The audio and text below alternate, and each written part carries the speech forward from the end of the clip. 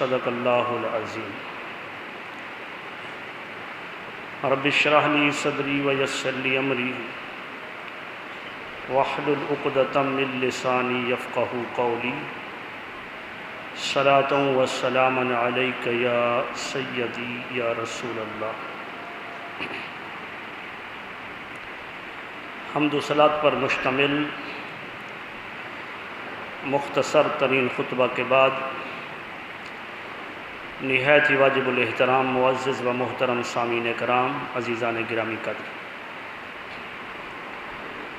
آپ احباب کے سامنے میں نے اللہ تبارک و تعالیٰ کی مقدس و مطہر کتاب میں سے مقدس آیہ کریمہ کو تلاوت کیا ہے۔ آپ اس آیت کریمہ کی تلاوت میں سمجھ گئے کہ آج کا ہمارا موضوع کیا ہے۔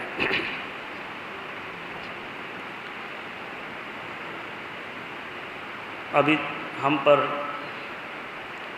ماہ صیام سایہ فگن ہے، لیکن میں نے آج سے ہی اس ماہ مقدس کے مقدس روزوں کا تذکرہ اس وجہ سے شروع کیا کہ یہ ماہ مقدس جو ہم پر سایہ فگن ہے، یہ بہت ہی عظمتوں اور برکتوں والا مہینہ ہے، اور اس ماہ مقدس کی آمد سے پہلے ہم اس ماہ مقدس کا ذکر و اذکار اور عظمت بیان کر کے ہم اس ماہ مقدس کا استقبال کرنا چاہتے ہیں۔ اللہ رب العزت کا فضل و کرم ہے کہ ہماری زندگی کے اندر باری تعالیٰ نے ہمیں ایک مرتبہ پھر وہ عظمت والا مہینہ عطا کیا ہے، جس ماہ مقدس کی شان اور عظمت قرآن اور حدیث کے اندر بہت کثرت کے ساتھ آئی ہے۔ اور اگر میں یوں عرض کروں کہ اس ماہ مقدس کی شان یہ ہے کہ اس ماہ مقدس میں صرف ایک رات کی عظمت اور اس کی شان کے اندر اللہ رب العزت نے مکمل ایک سورہ مبارکہ نازل فرمائی ہے۔ قرآن مجید فرقان حمید میں 114 صورتیں ہیں، اور ان 114 صورتوں میں سے مکمل ایک سورہ جو ہے وہ اس ماہ مقدس کی ایک رات کے متعلق ہے، ایک رات کے متعلق ایک مکمل سورت، سورۃ القدر، انا انزلناہ فی لیلۃ القدر۔ اس کی شان اور عظمت کے حوالے سے تو انشاءاللہ آخری اشرے میں گفتگو کریں گے، لیکن بتانا یہ چاہتا ہوں کہ یہ وہ ماہ مقدس ہے جس ماہ مقدس میں ایک رات ایسی اللہ تبارک و تعالیٰ نے عطا کی ہے کہ اس ایک سورت کو اللہ تبارک و تعالیٰ نے اس ماہ مقدس کی ایک رات کی عظمت بیان کی ہے۔ اور یہ ماہ مقدس ایک سیزن ہے گناہ گاروں کے لیے، ہر چیز کا ایک سیزن ہوتا ہے، اور ہر پھل کا ایک سیزن ہوتا ہے، ہر فصل کا ایک سیزن ہوتا ہے۔ ہم گناہ گاروں کے لیے اللہ تبارک و تعالیٰ نے گناہوں کو مٹانے کا ایک سیزن بنایا ہے، اور وہ سیزن رمضان المبارک کا ہے، جس میں اللہ تبارک و تعالیٰ اپنے بندوں کو بے حد و حساب بخشنا چاہتا ہے،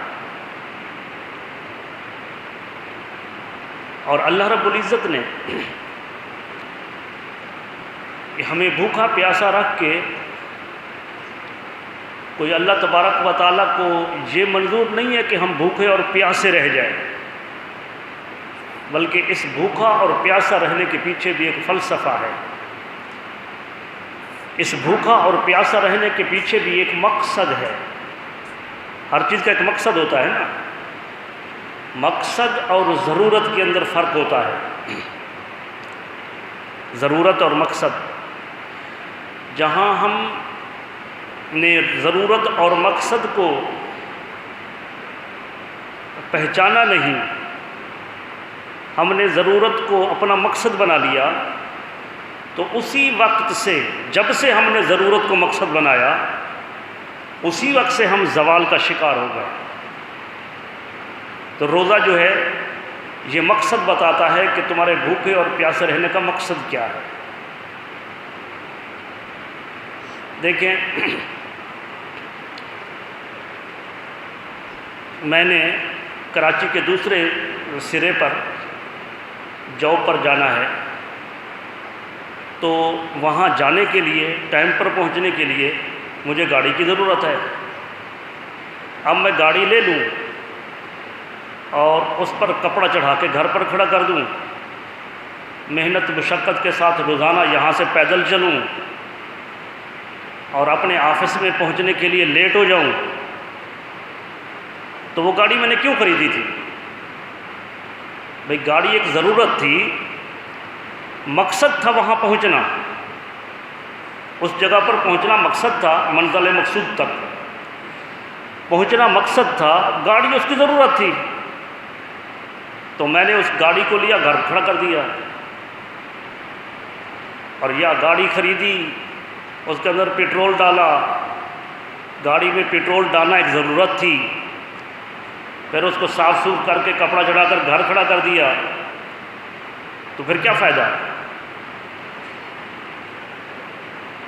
مقصد اور ضرورت میں یہ فرق ہے کہ ہم نے ضرورت کو اپنا مقصد بنا لیا ہے۔ مثلا آج ہمارا مقصد ہو گیا ہے دولت کمانا، اللہ کو بھول چکے ہم، اکثریت اللہ کی یاد سے غافل۔ آئے دن آپ دیکھیں ادھر ادھر، ابھی یہ وقت ہے، اسی وقت بڑے بڑے ہوٹلوں پر دیکھیں،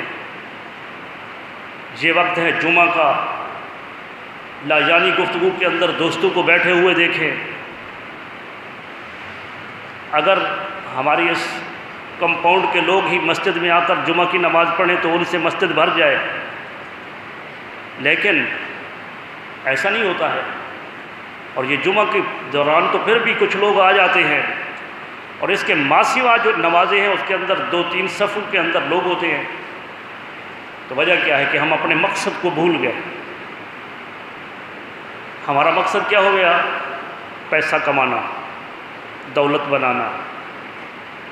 یہ مقصد نہیں ہے، روپیہ پیسہ کمانا ناجائز بھی نہیں ہے، لیکن یہ ضرورت ہے، اس کو ہم نے مقصد بنا لیا۔ ہمارا مقصد ہو گیا پیسہ کمانا ہے، بس اپنی اولاد میں سے کسی کو یورپ کے ممالک میں بھیجنا ہے، مقصد یہ ہے کہ دولت مند بننا ہے۔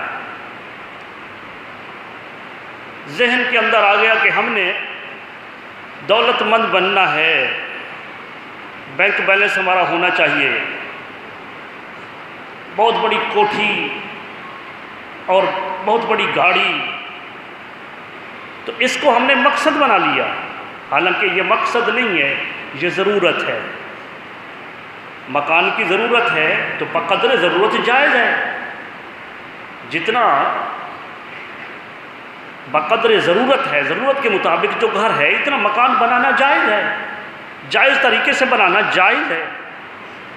گاڑی اپنی سہولت کے لیے رکھنا ضرورت ہے، جائز ہے، لیکن اس کو مقصد نہیں بنانا چاہیے کہ ہمارا مقصد ہی صرف یہ ہے کہ دولت کمائیں، اس سے اچھا کھائیں پئیں، شادیاں کریں، افزائش نسل بڑھائیں، بس یہ ہمارا مقصد ہے۔ اللہ کی عزت کی قسم، اگر ہمارا مقصد صرف یہی ہوتا، کھانا پینا، دولت کمانا اور افزائش نسل یہ صرف ہمارا مقصد ہوتا یہ، تو پھر اللہ تعالیٰ ہمیں انسان ہی کیوں بناتا؟ پھر تو کوئی جانور بنا دیتا۔ بھئی جانور جو ہیں، گائے بھینس بیل دیگر جانور، وہ بھی تو سارے یہ کام کر رہے ہیں۔ کھانا پینا ان کو اللہ دے رہا ہے، افزائش نسل جو ہے ہو رہی ہے، نسل بڑھ رہی ہے۔ اگر انسان کے آنے کا مقصد صرف کھانا پینا اور افزائش نسل تھا تو پھر انسان کیوں بنایا؟ اللہ تبارک و تعالی نے انسان بنا کر مقصد بتایا، وما خلقت الجن والانس الا لیعبدون، ساری کائنات کو میں نے پیدا کیا، لیکن اے انسان تیری تخلیق کا مقصد کھانا پینا نہیں ہے، تیری تخلیق کا مقصد افزائش نسل نہیں ہے، بلکہ تجھے کیوں پیدا کیا ہے؟ اس وجہ سے پیدا کیا ہے کہ تم میری عبادت کر۔ وما خلقت الجن والانس، نہیں پیدا کیا ہم نے جنوں کو اور انسانوں کو الا لیعبدون، مگر اپنی عبادت کے لیے پیدا کیا ہے۔ تو انسان کو رب کائنات نے اپنی عبادت کے لیے پیدا کیا ہے۔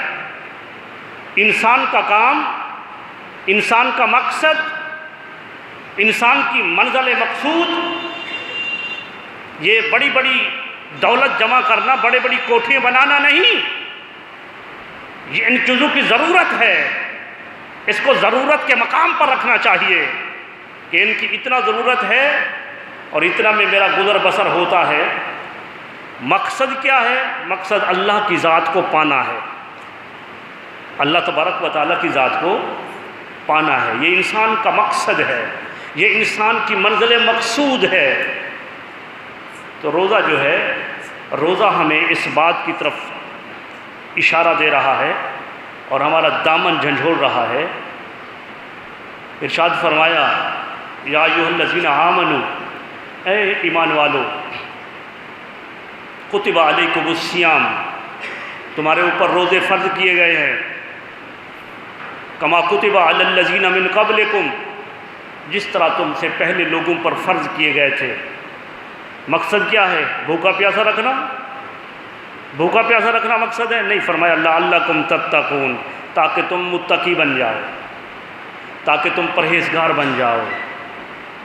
یہ رب کائنات نے ایک ماہ مقدس کے اندر 11 مہینے ہمارا چلنا پھرنا اٹھنا بیٹھنا سبھی کچھ دنیا کے لیے ہوتا ہے اور ہو رہا ہے، تو رب کائنات نے ایک ماہ ایسا تخلیق فرمایا کہ اس ماہ مقدس کے اندر رب کائنات نے صبح سے لے کر شام تک، طلوع فجر سے لے کر غروب آفتاب تک کھانے پینے سے منع کر دیا۔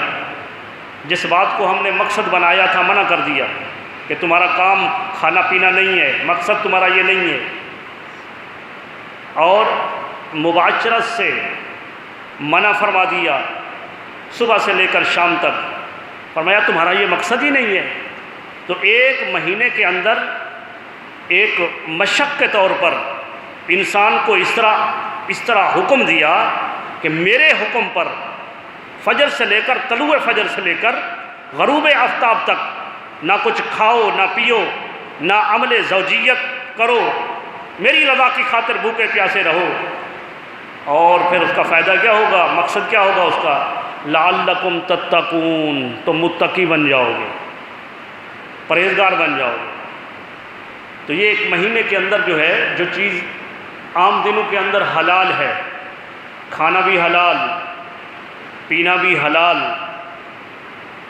عمل زوجیت اپنی منکوحہ کے ساتھ جائز، لیکن اس ماہ مقدس کے اندر، اس دورانیہ کے اندر طلوع فجر سے لے کر غروب آفتاب تک فرمایا میری رضا کی خاطر بھوکے پیاسے رہو۔ جب تم میری رضا کی خاطر میرے حکم پر لبیک کہتے ہوئے ان پاکیزہ مطہر صاف ستھری خوشبودار کھانوں کو چھوڑ دو گے، تو باقی 11 مہینوں کے اندر جب تم جاؤ گے تو تمہیں یہ مشق یاد آئے گی کہ ہم نے اللہ تبارک و تعالیٰ کی رضا کی خاطر صبح سے لے کر شام تک کھانا پینا چھوڑ دیا تھا، عمل زوجیت چھوڑ دیا تھا، اب 11 مہینوں کے اندر ہم رشوت کے قریب کیوں جائیں؟ دیگر 11 مہینوں کے اندر ہم سود کے قریب کیوں جائیں؟ دیگر ہم 11 مہینوں کے اندر ناجائز کام کے قریب کیوں جائیں جس کو اللہ نے ہمیشہ کے لیے حرام قرار دیا ہے؟ جب وہ چیزیں جو حلال طیب اور پاک تھیں اللہ تبارک و تعالیٰ کے حکم کی خاطر جب ہم نے اسے چھوڑ دیا تھا، تو اب ہم جو ہمیشہ کے لیے رب کائنات نے جس کو حرام قرار دیا ہے تو ان کے قریب کیوں جائیں؟ تو یہ مہینہ جو ہم پر سایہ فگن ہے، تو یہ ماہ مقدس کے اندر اپنے آپ کو عبادت و ریاضت کر کے اللہ تبارک و تعالیٰ کو راضی کر کے دیگر 11 مہینوں کے اندر اس ماہ مقدس کی 1 مہینے کی عبادت و ریاضت اور مشق سے اپنے آپ کو 11 مہینوں کے اندر ناجائز چیزوں سے بچایا جا سکتا ہے۔ تو اللہ تبارک و تعالیٰ نے روزے اس وجہ سے فرض کیے، اس وجہ سے فرض کیے۔ اور پھر دوسری بات یہ ہے کہ رمضان تو بہت کچھ اپنے ساتھ لا رہا ہے۔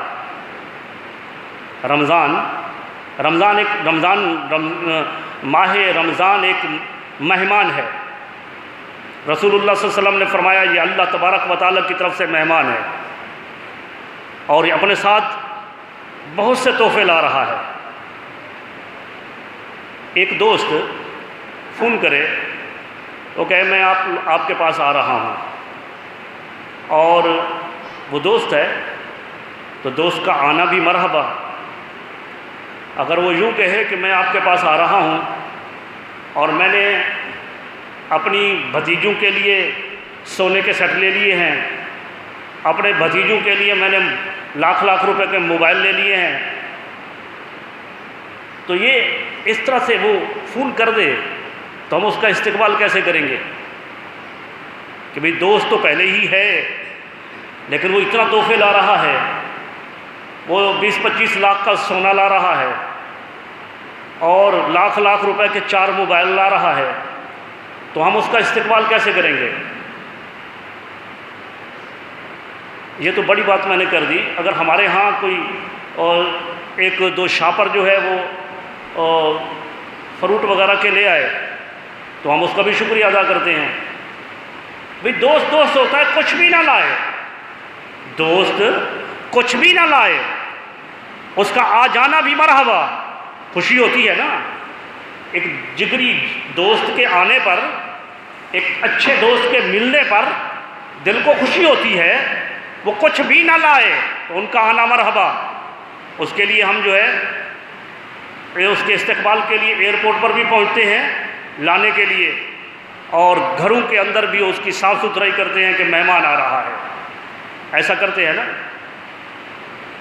اور اگر کوئی دوست ہمارا دوست نہیں ہے لیکن ہمارا دوست کسی کو بھیج رہا ہے کہ بھئی وہ میرا دوست رہتا ہے کراچی میں اور آپ کراچی جا رہے ہو، تو میں دوست کو فون کر دیتا ہوں، وہ آپ کو لے جائے گا۔ اب میرا دوست مجھے فون کر رہا ہے کہ بھئی میرا دوست ہے وہ آ رہا ہے آپ کے شہر میں، تو آپ تھوڑا اس کو ریسیو کر لیجئے گا۔ اور جو فون کر رہا ہے وہ ہمارا گہرا دوست ہے، تو اب اس دوست کا دوست جو آ رہا ہے جس کو وہ بھیج رہا ہے، ہم اس کا استقبال بھی بڑا پرتپاک کرتے ہیں، اس کی عزت و اکرام کرتے ہیں تاکہ وہ ہمارا دوست خوش ہو جائے، اس کی خدمت کرنے سے ہمارا دوست خوش ہو جائے۔ یہ رمضان خود آ رہا ہے یا کوئی بھیج رہا ہے؟ یہ رمضان المبارک کا مہینہ جو ہے یہ کیا خود آ رہا ہے یا کوئی اس کو بھیج رہا ہے؟ اس کو بھیج رہا ہے کوئی، اور کون بھیج رہا ہے؟ اللہ رب العزت بھیج رہا ہے، وہ جو قادر مطلق ہے، وہ جو علی کل شیء قدیر ہے، وہ ذات جس نے ہمیں انسان بنایا ہے، وہ ذات جس نے ہمیں مسلمان بنایا ہے، وہ ذات جس نے ہمیں ایمان عطا کیا ہے، وہ ذات جس نے ہمیں دنیا جہان کی نعمتیں عطا کی ہیں، وہ ذات جس نے ہر چیز کو انسان تیرے لیے پیدا کیا ہے، وہ رحمان، وہ رب العزت اس مہمان کو بھیج رہا ہے، تو کیسے استقبال کیا جائے؟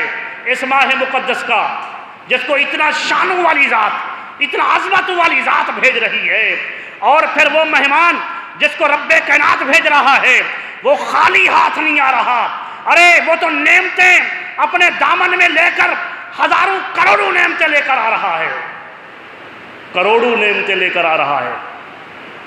تو پھر اس ماہ مقدس کا استقبال بمانی تیاری، اس کی تیاری ابھی سے شروع کرنی چاہیے، ارادہ کر لینا چاہیے نا کہ اب جو ہے ابھی سے ارادہ کر لینا چاہیے کہ اب کا رمضان جو ہے وہ زندگی میں پہلے جو ہمارے رمضان گزرے اس سے اچھا گزاریں گے۔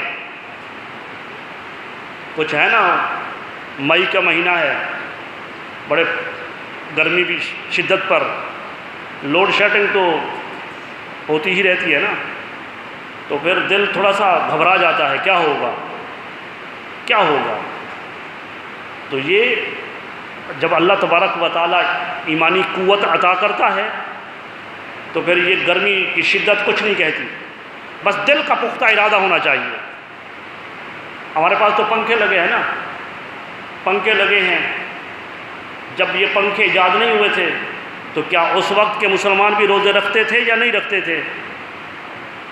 رکھتے ہوں گے نا، ہم سے تو زیادہ مضبوط ایمان والے وہ لوگ تھے، وہ رکھتے تھے، ہم نے اپنی آنکھوں سے دیکھا، روزہ بھی رکھتے تھے اور فصل بھی کاٹتے تھے، روزہ بھی رکھا، کھیتوں کے اندر کام بھی کیا، اور یہاں بھی ہم دیکھتے ہیں روزہ بھی ہے، مزدوری کر رہے ہیں، بلاک اٹھا رہے ہیں، بوریاں اٹھا رہے ہیں۔ تو کیا ہے، ایمانی قوت اگر ہے اور بندے کو پتہ ہے کہ اس ماہ مقدس کی شان کیا ہے، اس ماہ مقدس کے روزے کی عظمت کیا ہے، تو پھر وہ بندہ جو ہے وہ روزہ کبھی ترک نہیں کر سکتا، کبھی بھی ترک نہیں کرے گا۔ روزے خور جو ہوتے ہیں وہ اگرچہ دسمبر کے اندر آ جائے تو پھر بھی روزہ خوری کرنی ہے، رمضان المبارک دسمبر میں ہو، سردی کے اندر، تو جس نے روزہ نہیں رکھنا ہے اس وقت بھی نہیں رکھے گا۔ ایمانی قوت ہے تو یہ مئی کے مہینے کچھ نہیں کہتا، مئی کا مہینہ، گرمی کی شدت اللہ تبارک و تعالی ہمت عطا کرتا ہے۔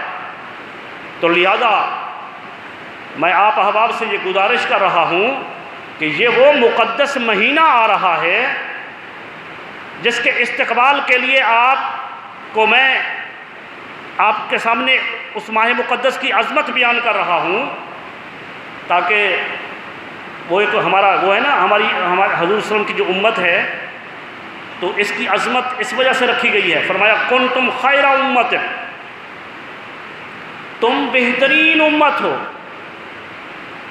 تم بہترین ساری امتوں سے۔ ایک وقت تھا حضور کی امت سے پہلے بنی اسرائیل کی عظمت تھی، ساری امتوں پر بنی اسرائیل کی عظمت۔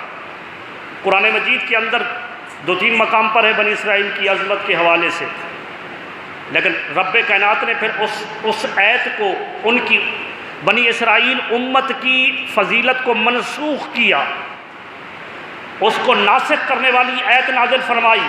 یہ آیت جو میں نے پڑھا، کنتم خیر امت، تم بہترین امت ہو، اخرجت للناس، جو امتیں لوگوں کی طرف نکالی گئی ہیں ان تمام میں سے تم بہترین امت ہو۔ اور بہترین کیوں کہا؟ کہ تامرون بالمعروف، تم نیکی کا حکم دیتے ہو، وینہون عن المنکر، اور تم برائی سے منع کرتے ہو۔ تو آج کل معاملہ یہ ہے کہ نیکی کی دعوت تو بہت ہو رہی ہے، نیکی کی دعوت، کئی تنظیمیں کام کر رہی ہیں نیکی کے کام کے لیے، کئی جماعتیں وجود میں ہیں تبلیغ کے لیے، نیکی کی دعوت۔ لیکن نیکی کی دعوت تو ہو رہی ہے لیکن برائی سے روکنے کا اہتمام نہیں ہو رہا، جس بنا پر رب کائنات نے ہمیں خیر امت، بہترین امت قرار دیا۔ کام 2 تھے امت کے ذمہ، امت کے ذمہ 2 کام تھے۔ ایک کام یہ تھا کہ نیکی کا حکم دینا، دوسرا کام تھا برائی سے منع کرنا۔ مجھے مفتی اعظم مفتی منیب الرحمان صاحب کے الفاظ یاد آ رہے ہیں وہ ایک جگہ بیان فرما رہے تھے تو فرمانے لگے کہ ہمارے ہاں دو بڑی جماعتیں ہیں تبلیغ کے لیے، ایک مسلک دیوبند میں تبلیغی جماعت اور ایک مسلک اہل سنت میں جو ہے نا وہ دعوت اسلامی۔ لیکن انہوں نے ایک بات کی، پتے کی بات کی، انہوں نے کہا یہ دونوں جماعتیں ایک کام کرتی ہیں دوسری کام نہیں کرتی، دونوں جماعتیں نیکی کا کام کرنا ہے، برائی سے منع نہیں کرنا ہے، نیکی کی دعوت دینی ہے، صرف کام دونوں ہونے چاہیے ساتھ۔ رب کائنات نے خیر امتن جو فرمایا ہے تو اس وجہ سے فرمایا ہے کہ نیکی کا حکم دو، برائی سے منع کرو۔ تو برائی سے منع کرنے کے لیے عرض کر رہا ہوں کہ اگر گھر کے اندر ہمارے یہ ماہ مقدس جو آ رہا ہے جس کی بہت بڑی عظمت ہے، آپ رمضان المبارک کے اندر بھی سنیں گے اس کی فضیلت، عظمت، روزے کی عظمت، تو وہ یہ ماہ مقدس اس طرح عظمت والا ہے۔ اگر گھر کے اندر کوئی اس بے ادبی کرے تو ہم تہیا اور اپنے دل کے اندر پکا پختہ ارادہ کرتے ہیں کہ اس ماہ مقدس کی بے ادبی نہیں کرنے دیں گے۔ ہمارے دوستوں کے اندر اگر کوئی اس ماہ مقدس کی بے ادبی کرے تو کوشش کریں گے کہ بے ادبی منع کریں گے۔ جو 3 طریقے ہیں برائی سے منع کرنے کے، فرمایا من رعا منکرن، تم میں سے جو بھی کسی منکر برائی کے کام کو دیکھے، فَلْيُغَيِّرْهُ بِيَدِهِ، اسے چاہیے کہ اپنے ہاتھ سے روکے، اگر ہاتھ سے نہیں روک سکتا تو زبان سے منع کرے، زبان سے منع نہیں کرتا تو کم از کم دل کے اندر برا جانے۔ فرمایا یہ ایمان کا ادنا درجہ ہے، کمزور درجہ ہے کہ برائی کو برائی سمجھے کہ یہ بندہ غلط کر رہا ہے۔ رمضان المبارک کے اندر اگر اس ماہ مقدس کی بے ادبی ہوئی تو کم از کم زبان کا طریقہ تو رکھ سکتی ہے نا، زبان سے آسان طریقے سے سمجھا دیا بھی اس ماہ مقدس کی یہ شان ہے۔ حضرت امام سیوطی علیہ رحمت، امام سیوطی بہت بڑی شان ہے ان کی، آپ صاحب کشف تھے، صاحب بصیرت تھے، شرح صدور کے اندر دیگر کتابوں کے اندر آپ کے متعلق یہ آیا ہے کہ آپ نے 70 مرتبہ حضور علیہ السلام کو جاگتے جی، جیسے بیٹھے ہیں نا ہم جاگ رہے ہیں، تو جاگتے جی حضور علیہ السلام کا دیدار کیا ہے 70 مرتبہ۔ علماء کرام نے اس سے زیادہ بھی لکھا کہ جب بھی کسی حدیث پر تردد ہوتا تھا نا کہ یہ میرے آقا کا فرمان ہے یا کسی نے خود گھڑ لی ہے، تو پھر آپ مراقبہ کرتے تھے، مراقبہ اپنے اوپر چادر ڈالتے، اللہ تبارک و تعالیٰ کی بارگاہ میں اپنے حضوری پیش کرتے تو حضور علیہ السلام کا دیدار ہوتا۔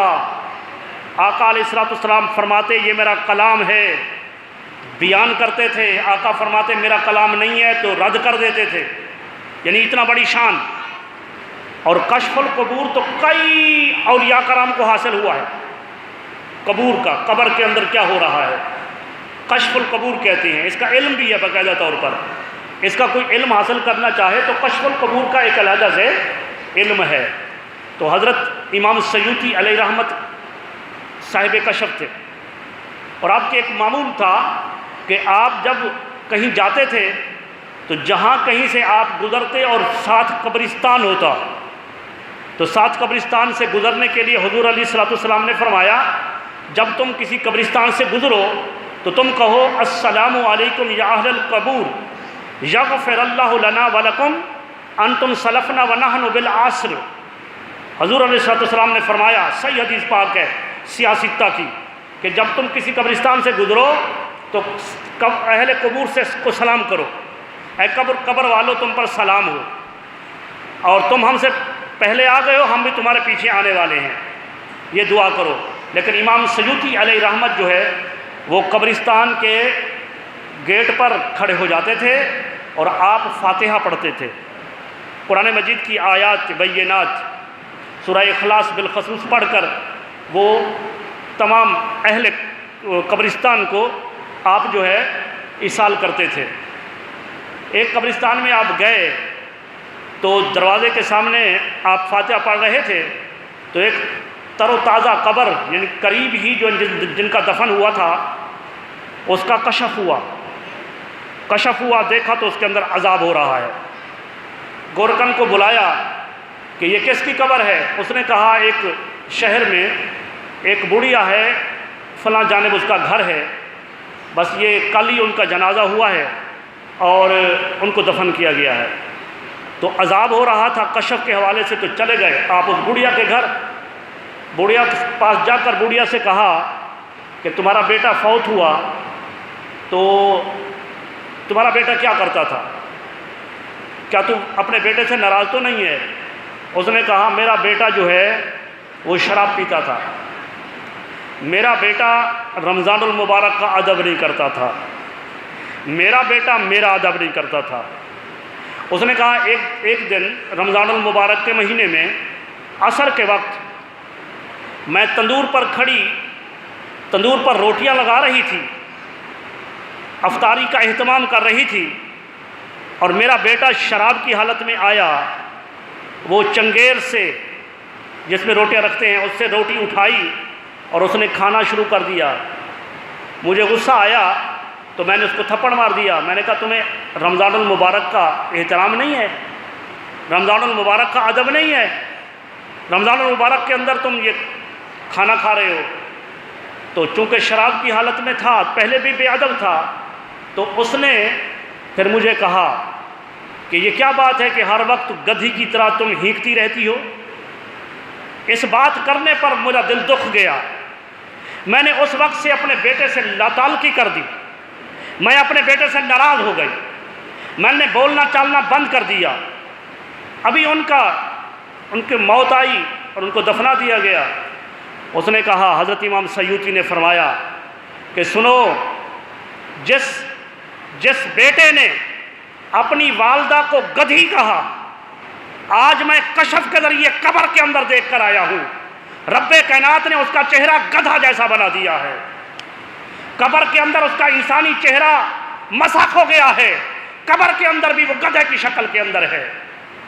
اور جس نے رمضان المبارک کا احترام نہیں کیا، رمضان المبارک کی بے ادبی کی، رمضان مبارک کے اندر بھی کھاتا پیتا رہا، آج میں کشف کے ذریعے دیکھ کر آیا ہوں کہ ان کی قبر جہنم کے گڑھوں سے گڑھا بن چکا ہے۔ تو عزیزان گرامی قدر، پیغام دے رہا تھا کہ اپنے اڑوس پڑوس کے اندر، ماحول کے اندر، گھروں کے اندر اگر کوئی اس ماہ مقدس کی بے ادبی کرے، اس ماہ مقدس کے روزے نہ رکھے، ارے ہمارے علماء کرام نے تو یوں فرمایا کہ اگر کسی حاذق اور متقی ڈاکٹر نے کسی کو مرض کے حوالے سے روزہ رکھنے کی ممانعت کی ہے، نہ رکھو، تو اسے بھی لوگوں کو، عام گھر والوں کے سامنے کھانا پینا نہیں کھانا چاہیے، اسے بھی، حالانکہ شرعی اجازت ہے، شریعت نے اجازت دی ہے، لیکن کھلے عام نہیں کھانا پینا چاہیے، روزے داروں کے سامنے نہیں کھانا پینا چاہیے۔ علماء کرام نے یہاں تک احتیاط بتائی کہ اگر خامن جو ہے وہ روزہ نہیں رکھنا چاہتا تو اپنی بیوی کے سامنے بھی کھانا نہ کھائے۔ تو عزیزان گرامی قدر، یہ وہ ماہ مقدس آ رہا ہے جو اپنے ساتھ بہت بڑی نیکیوں کا خزانہ لے کر آ رہا ہے، نیکیوں کا خزانہ۔ میں نے عرض کیا نا کہ ہم اپنے مہمانوں کا بڑا پرتپاک استعمال کرتے ہیں، جو تحفے تحائف لاتے ہیں، نہیں لاتے، صرف دوست ہوتے ہیں تو ان کے آنے پر خوشی مناتے ہیں۔ ہمیں یہ گرمی سے نہیں ڈرنا چاہیے، بلکہ اس ماہ مقدس کی عظمت کو دیکھ کر اس مہمان کا پرتپاک استقبال کرنا چاہیے۔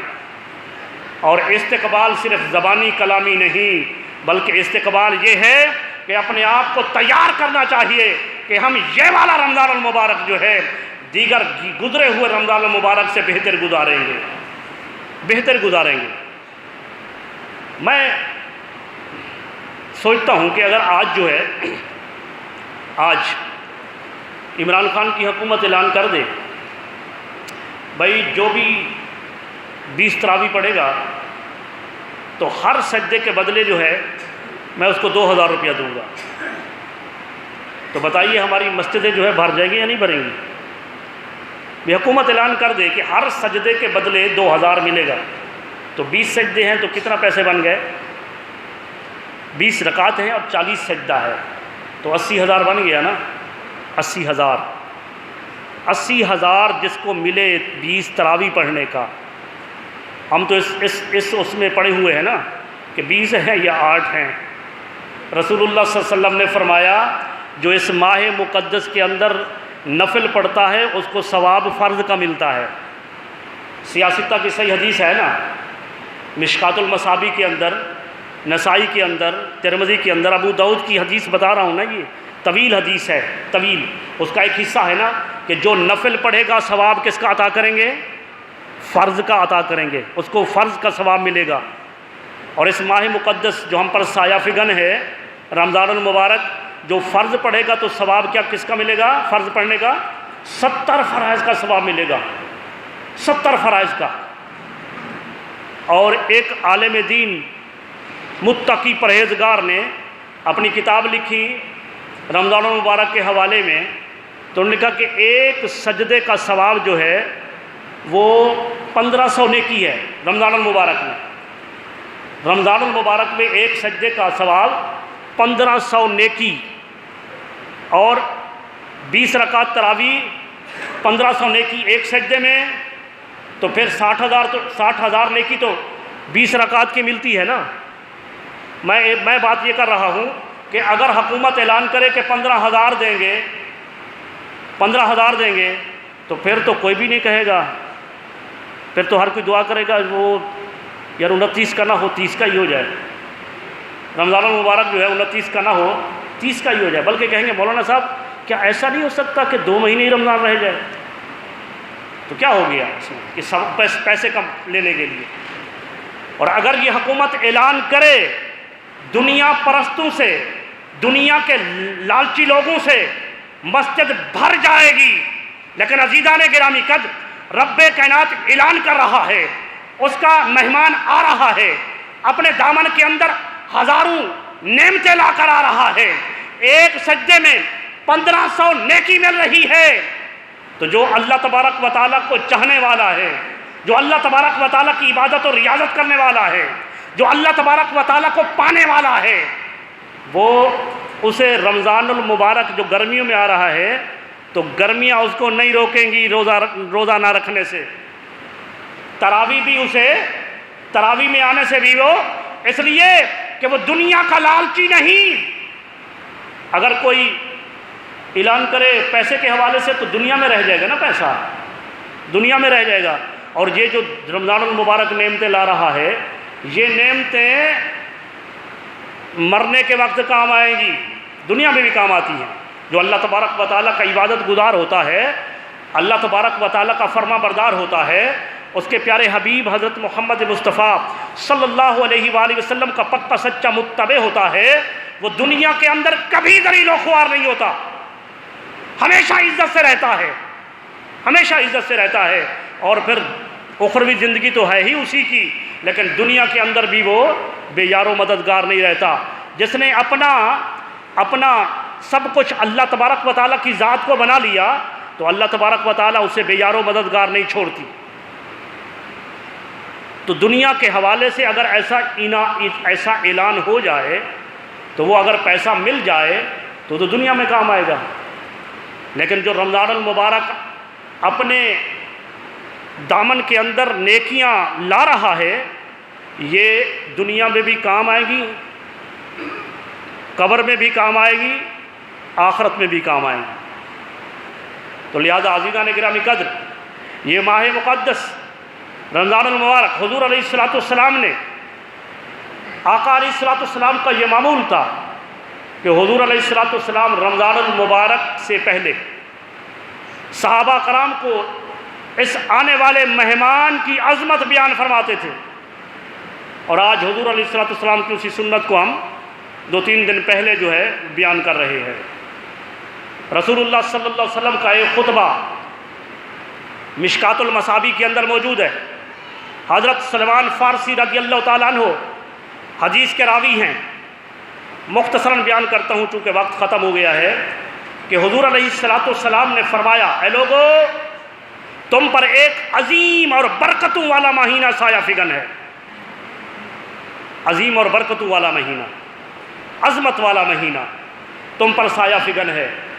آقا علیہ السلام نے فرمایا، اس ماہ مقدس کے روزوں کو رب کائنات نے تم پر فرض کیا ہے، روزوں کو فرض۔ کچھ لوگ روزے نفل ہوتے ہیں، اور یہ رمضان المبارک کا مہینے کہ جو روزے ہیں یہ فرض ہیں، فرض، اور یہ مزکہ مصفہ کرنے کے لیے دل و دماغ کو، بندے کے قلب کو، دل کو مزکہ مصفہ کرنے کے لیے رب کائنات نے لعلکم تتقون، تاکہ تم متقی بنو، اس وجہ سے اللہ تبارک و تعالیٰ نے یہ روزے فرض کیے ہیں۔